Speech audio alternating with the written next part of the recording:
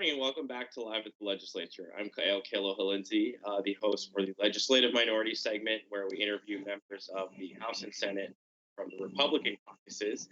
And joining us this morning is Representative Bob McDermott, coming out from House District 40, Eva Beach, and he serves as a member of the House Select Committee on COVID-19. McDermott, how are you this morning? Good to see you again. Good, Kyle. I'm feeling better. And first, as always, I want to thank Mr. Graham and the Olelo crew for getting up early and busting their butt and making this all happen for us and the citizens of Hawaii. So thank you, guys. We cannot thank them enough. And thank you. Oh, yes. It's my pleasure.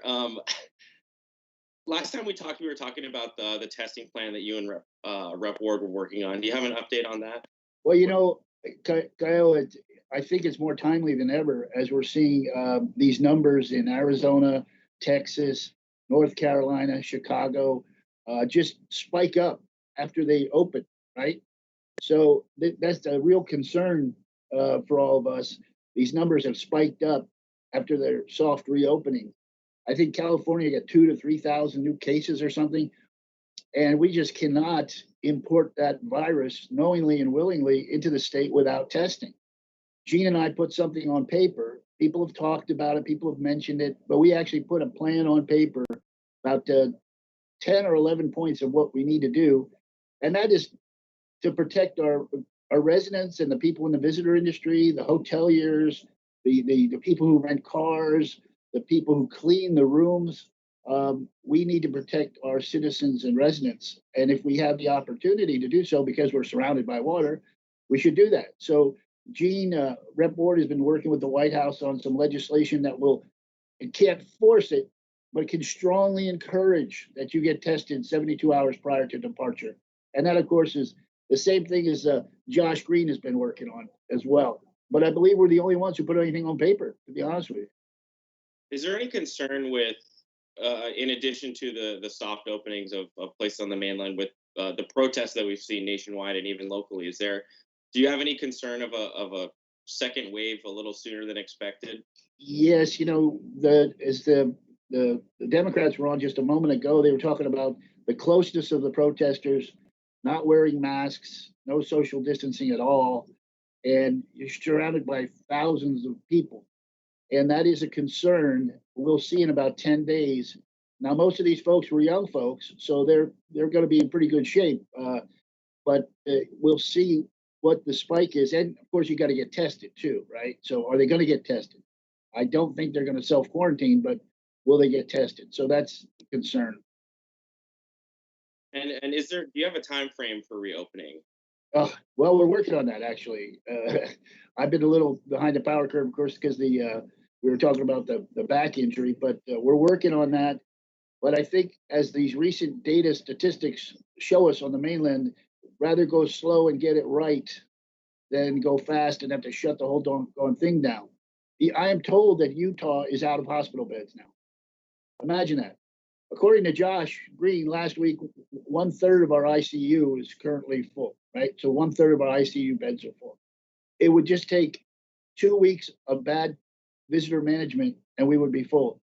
And then where do our local people go to get care, right? So this is a real concern, and tourism as we've known it is changed forever. Unless there's a vaccine or therapeutics that mitigate this, we are going to a brave new world, and we got to figure it out. You know, instead of, they're talking about bubbles. The bubble is only as good as each side of the bubble, right? So if we're bringing in tourists, say from Japan or New Zealand, we got to make sure the ones coming in from the mainland are clean too, because otherwise that dilutes and pollutes our pool of residents here who would interact with the visitors, and then that bubble would go away.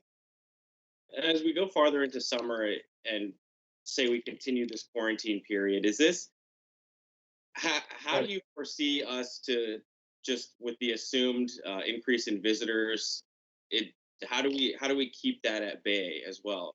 Well, we have about 4 minutes left here, so probably about 3 minutes 45 seconds. but how do we keep that at bay? How do we grapple with it? That's the question. How do we get our arms around this? We're going to have to look at doing things here that we haven't done before. And government's going to be part of that. We're going to have to make incentives for people to grow our own food here, quite honestly. Ranching, chicken farms, things of that nature, because we're seeing, particularly the neighbor islands, the fragility of the supply chain with young brothers. So we've got to look at things totally differently. No more 10 million visitors. I think you're going to be down to maybe 3 million, if that, and if that's what we do a great protocol on. Quality over quantity, definitely. Yeah. And then we could do some things, Waikiki, more trees, maybe more bike paths, and make it more of a pedestrian-friendly place to do those sorts of things. But I go back to the testing and the implementation. That is going to be serious. We see these waves spiking now, and no one wants to see that. My goodness, it's so depressing because here in Hawaii, we're all just waiting, right? People want to get out. They want to go do things, but you can't. You got to social distance. It's really tough, and I feel bad for the community and the kids and everybody else. And of course, we have to grapple with coming up here. I got about 2 minutes left. The education system, how we're going to deal with the school reopening. Right? We got 2 minutes. Let's drill down on that. We got 2 minutes to talk about school reopening. They're not, although kids are much more resilient to this, according to the data, and they're not as susceptible. You don't want them to be a hot spot and carry it like wildfire, because most of them, like my family, live in a multi-generational home. So the 6-year-old who is not going to practice social distancing, or the 7-year-old comes home, they're asymptomatic, they give it to grandma, and then grandma's got the problem, right? So how do we manage this? It's just, we're going to learn a lot of lessons, and I'm afraid some of them are going to be painful. And what do you think? I'm hoping you're coming into town from Eva Beach, so if we could at least start a pilot program, if half virtual, or you can stagger the start time of classes, I'm sure. Oh yeah. Notice traffic's pretty much it's almost back to normal. Is it? If we could keep that at bay as well, we might as well try new things. These are unprecedented times. And I think this meeting is going to, these Zoom meetings and the Microsoft and all that is going to replace these meetings where we used to have to all get together. It's just going to be a way to go. Lastly, do you have a comment on, we were supposed to go back in the session on the 15th. The majority had just mentioned that sometime in July. Do you have a comment on that? I think, the delay is going to be good because it gives us more time to look at the lay of the land, look at young brothers, look what we need to do for our community, and see. There's no sense rushing it. We move expeditiously, move quickly. And with my 30 seconds here, I'm just going to say that we're going to move quickly, we're going to move expeditiously, but we're going to do it right. And we want to make sure we get it right. So I want to thank you. I want to thank the guys from Olelo for making this happen. I want to thank Tom, Lafa, everybody. Thank you, guys. And you sign off. Good. You're keeping positive. We need that in these very challenging and unprecedented times. Okay. Thanks for joining us. We will to everyone at Olelo. We will see you next week. Aloha, gang. Thank you.